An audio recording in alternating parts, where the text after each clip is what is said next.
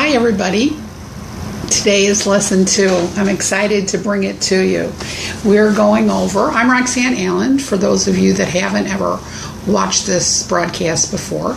And the book we're going over is A Taste of the Truth by Barb Raveling. And Barb, if you're watching out there, thank you so much for letting us use your material. So let's get right into it. We're on lesson 2 today. Hopefully some of you downloaded I Deserve a Donut. And if not, then I'm going to be reading most of it anyway for you. Okay? So, chapter 2. The quick and easy approach to weight loss. Barb says that a weight loss Bible study is a lot different than a weight loss class. First of all, it's a lot more fun. Okay, so we're always looking for some fun. So she also says that in this kind of a Bible study, they would skip the traditional Bible study treats. So as you see, I have no treats around today. So in fact, I'm a little bit hungry, but I'm going to refrain from eating any snacks in front of you. So then it talks about, she says it was a relief to share both our eating and not eating struggles and go to the Bible for help. Things you don't usually get to do in a weight loss class. So it's very different. But there was, I'm going to read this now straight out. Interrupt me if you need to. But there was one major drawback, she says. When you go to a weight loss class, you come in prepared to sacrifice. You know you have to follow their restrictive eating plan, and you've already made the emotional commitment to follow it. You're prepared to suffer. That's been our history. Suffer and then treat ourselves, and then suffer and then treat ourselves. Well, hopefully there's a different way. This isn't true with a weight loss Bible study, which is what this is. In some ways, the Bible study itself makes us less likely to commit to an eating plan, because in the back of our minds, we're holding on hope that maybe this Bible study will be the answer to all of our problems, and we won't have to cut down on our eating. If that was only true, she says. So, I would love to find that quick and easy approach to permanent weight loss. Here is the sad truth. The book is not the easy answer to weight loss, this book. If you want to lose weight and you want to keep it off, you'll need to do 2 things. Renew your mind and cut down on your eating. Okay, and that's not just for the duration of the Bible study. This is for life. You have to make lifestyle changes. Yes, that's a big word, life. If I had gone to a weight loss Bible study 15 years ago, that is not what I would have wanted to hear, and maybe you guys don't either. In those days, I was a big fan of quick and easy approach. Just tell me what to do, make it fun, and I'm going to be there. If you want me to cut some of the calories for a while, I can do that. I'm game, but I'm not sure if I'm going to be able to restrict it for life. But here's the thing. God often tells us to restrict things for life. He's not all about do what you want when you want. On the contrary, God is all about love me with your heart, soul, mind, and strength. One of the ways we love him well is to hold his gifts with open hands, willing to give them up if they get in the way of loving him. And food, I have to admit, gets in the way of loving him sometimes for me. So then we talk about lifelong boundaries, okay? We'll talk about the spiritual benefits of boundaries later, but today I want to look at the practical benefits. In the past, it never occurred to me to restrict my eating when I wasn't on a diet. Me either. I thought that was a free-for-all. On the contrary, non-diet life was my opportunity to live it up. Woo! And to eat what I wanted, bring on the donuts. I wanted what I wanted without regard for any consequences. It took me a while to figure out that that was a bad way to live life. That life was actually better when I ate with control. I don't know why it took so long, she says. After all, I exercised control in other areas in my life. I was faithful to my husband. I paid off my credit cards at the end of the month. I didn't say every single thought that popped into my head. I'm still working on that one. So why not exercise control with eating? Not just when I was on a diet, but all the time. In other words, make lifelong boundaries in the area of food. According to the freedictionary.com, a boundary is something that indicates a border or a limit. A playground fence is an example of a boundary. It limits where kids can play. But that's not all it does. It also cramps their style. And so those little kids would love to run out in the street and look at all those funny, noisy cars and identify them, but the fence holds them in and says, no kids, you can't play outside of the fence. The fence makes your lives better because it protects them from harm, and it protects us, so boundaries can do that. So the same thing will be true for us. Lifelong boundaries in the area of food make our lives better because they keep us safe. Yes, they cramp our style, but you know what? Our style needs to be cramped just a little bit because there are consequences to eating what we want when we want it, and here are a few of them. Okay? For me, it caused me medical problems. For her, it says the clothes don't fit, you're uncomfortable, diabetes, sore joints, weight gain, depression, heart disease, hopelessness, and sometimes an early death. You know, when I'm working with my patients, I talk to them about this, and I talk about how these things affect them, and they had to make small changes. And also, in studying, I found that a lot of cancers are related to obesity, and that that really worried me. So I had to look at it a little bit more seriously myself. There are several ways to limit eating long term. If you already have lifelong boundaries, great. You're set to go. If you don't and you'd like to consider setting some, we're going to check out Appendix A in the back of the book. It's also in the app. But today's study will focus on practical benefits of lifelong boundaries. Now the next part of this is the personal evaluation.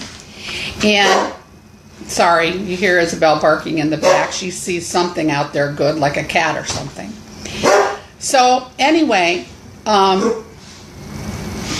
I was a little nervous about these personal evaluations because when I went over this in the beginning, I was really, really honest about it. And something about honesty and transparency sometimes makes me a little nervous.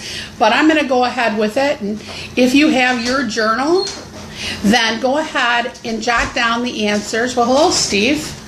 Jot down the answers in your journal for yourself. You don't have to share any of those. So, this is the first question. Do you have any boundaries in any other areas of your life? If so, what are they and what areas? And be specific. So I wrote down that I've had boundaries that I've set over the years. Not usually in food, but one of my boundaries was I would never allow anybody to hit me. If you hit me, it's on.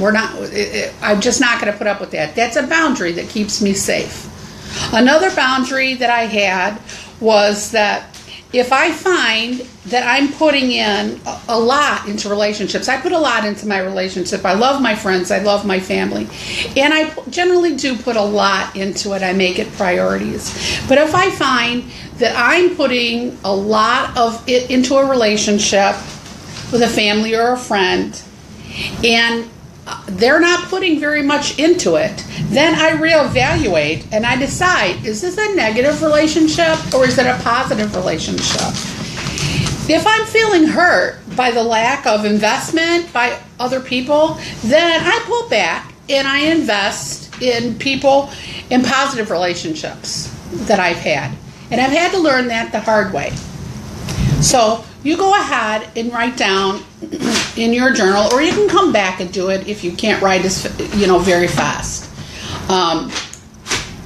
Number 2, why do you have boundaries in those areas of your life? Why not just do whatever you feel like doing?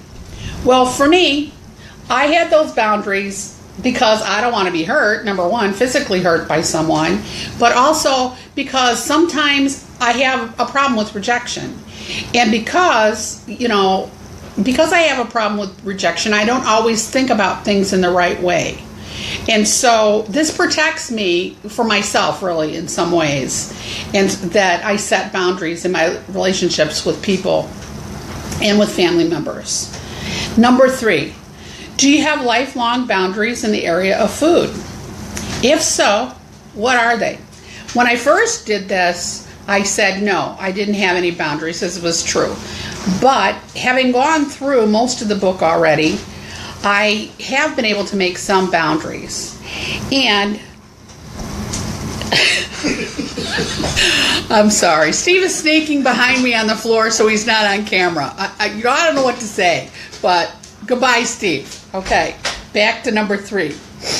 Do you have... I'm sorry. 3, do you have lifelong boundaries in the area of food? Okay, that's where we were before we got, sidetracked here. So I set these boundaries. I said, I don't eat unless I'm hungry. Now, this is the thing. I don't think when I was ever really, really hungry a day in my life until just recently. I didn't really know the difference between mouth hunger, I want, or stomach hunger. So first I had to teach myself, and I'm still learning that, when I'm actually hungry. Okay, so that's 1. I don't eat unless I'm hungry. And I don't eat after dinner. So this is how I decided to start. I thought these were the easier ones. It turns out they're a little bit hard. And it does take some control. So those were mine. There's many more that we can go over. Number 4, what happens when you eat what you want when you want on a regular basis? List as many consequences as you can think of. So I put some down. I feel sick at my stomach. I gain weight. My blood pressure goes up. My blood sugar goes up. I am fat. I need new clothes. I feel ugly. I have no energy. I have pain, and I'm moody. Okay, that's a whole lot of stuff, and I can probably think of some more, and you guys probably could too. But there it is. Number 5.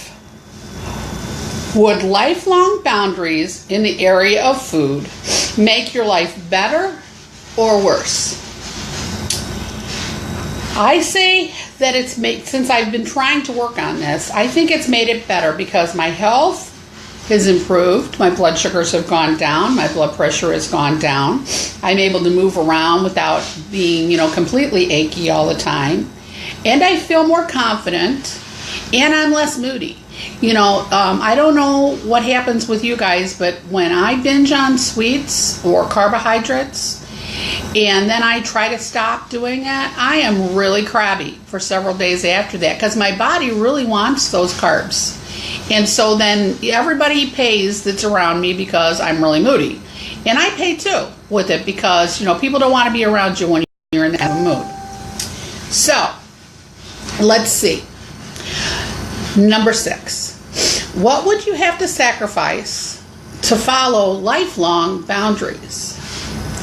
Well, for me, it's about, some of it is joining in on activities that include food.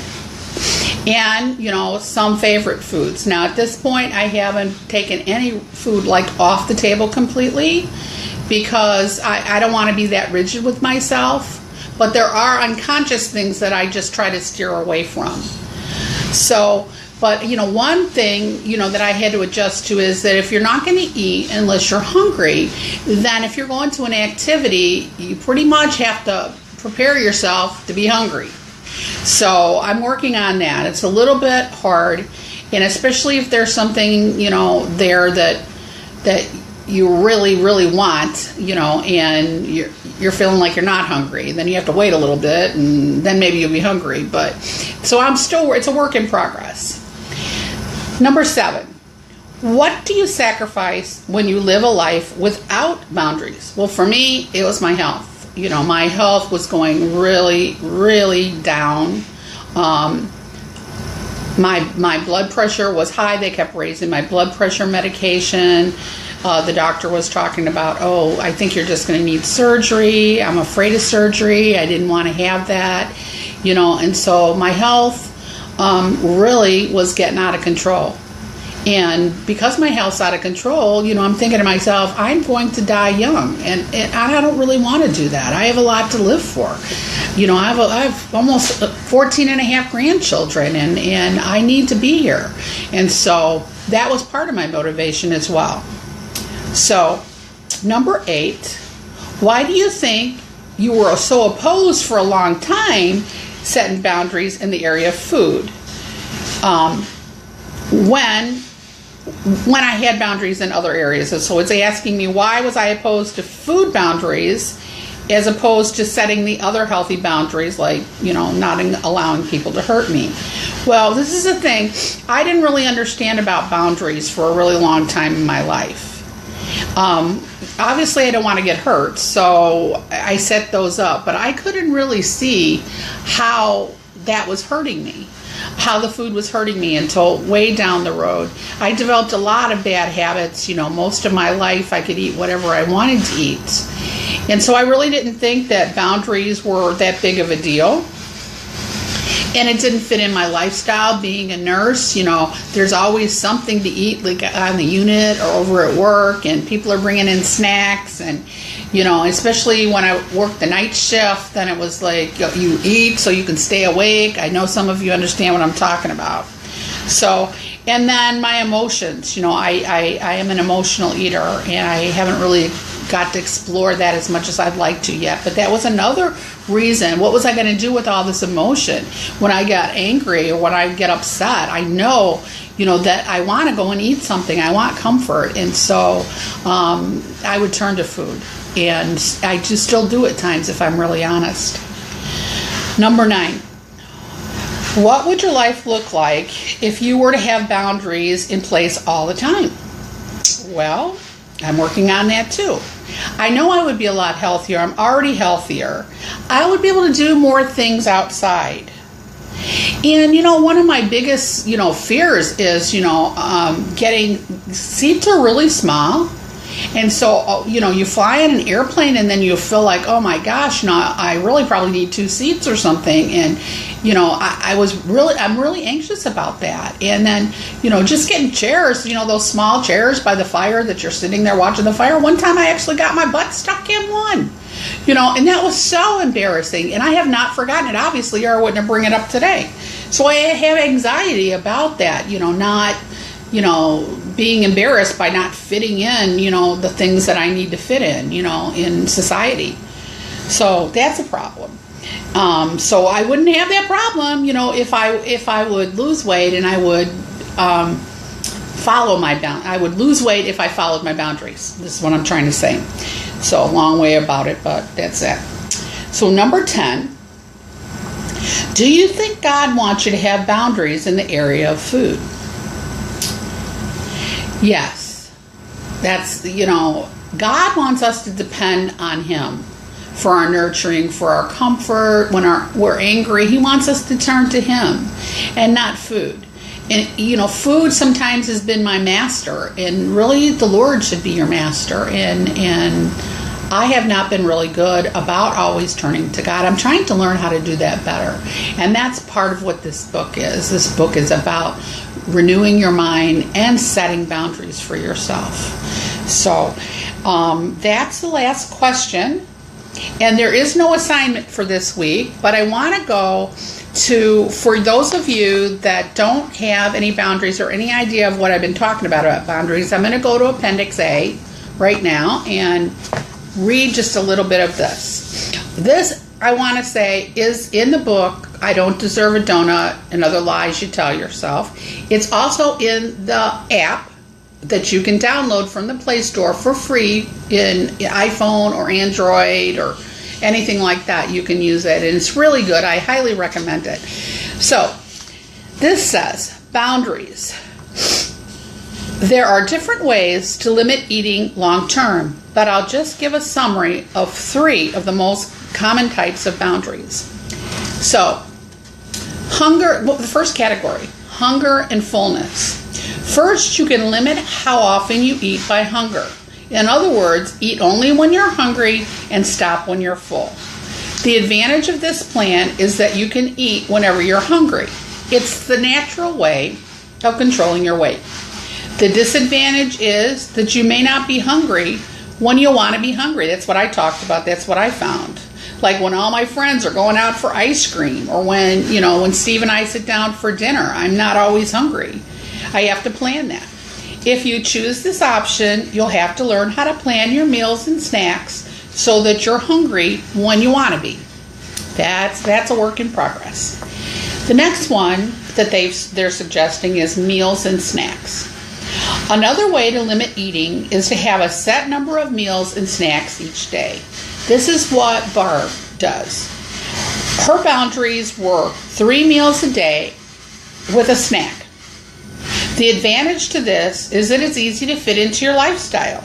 You can eat with your family and also have a snack available for those unexpected occasions.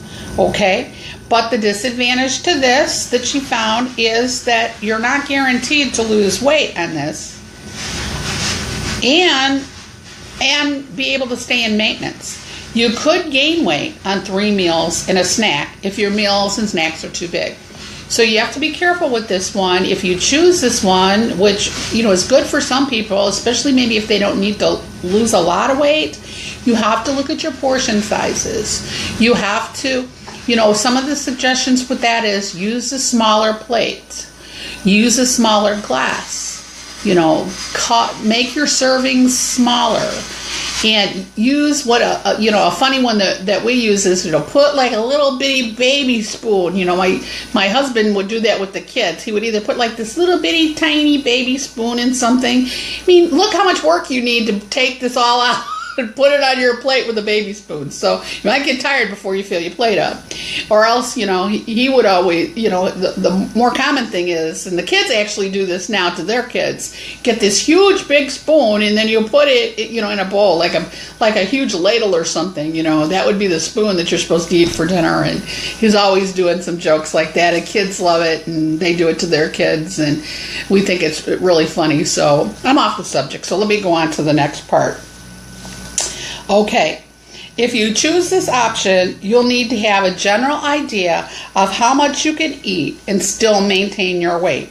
If you're hungry every meal and snack, you're probably eating just about the right amount. You want to be hungry. You don't want to eat just to eat. So you'll also need to plan what you're going to eat before you sit down.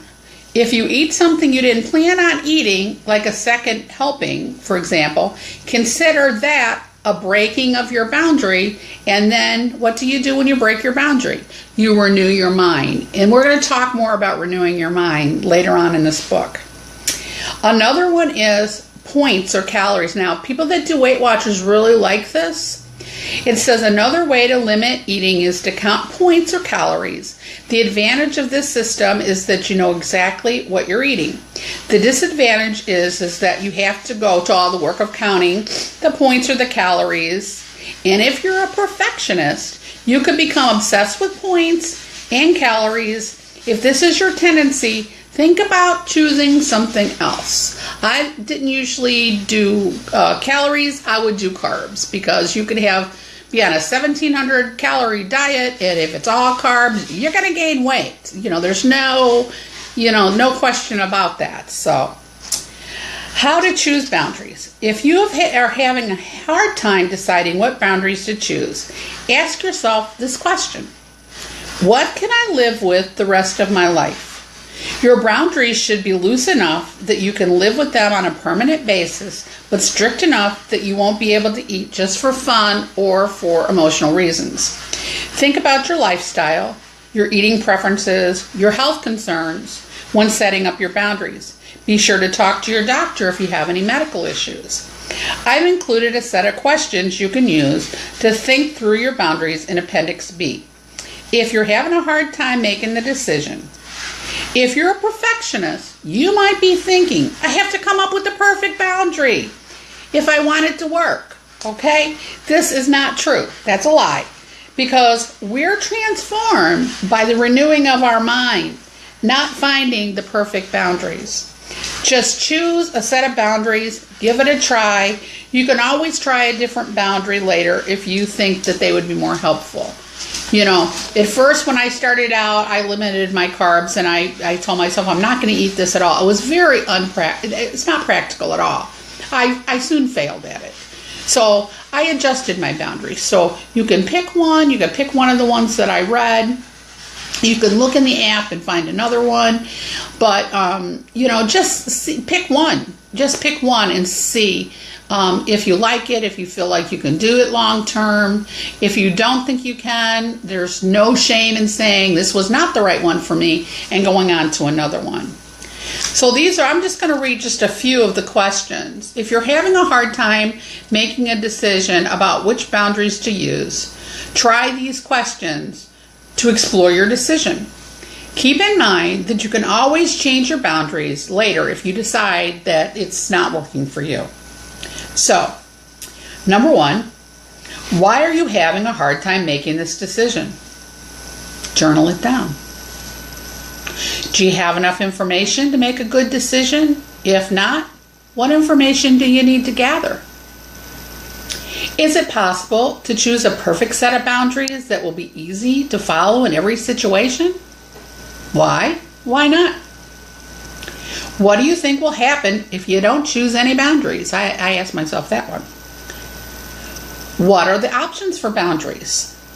Which set of boundaries would fit into your lifestyle the best, if any of these? Explain why. Some of this is just journaling it out to understand how you're feeling and what would work best for you. What boundaries would you be willing to live with for the rest of your life, if any? Do you think God would prefer one choice over another? If you do, why? Are you choosing to set these boundaries because it's expected of you, or do you actually think that good boundaries would be good for you?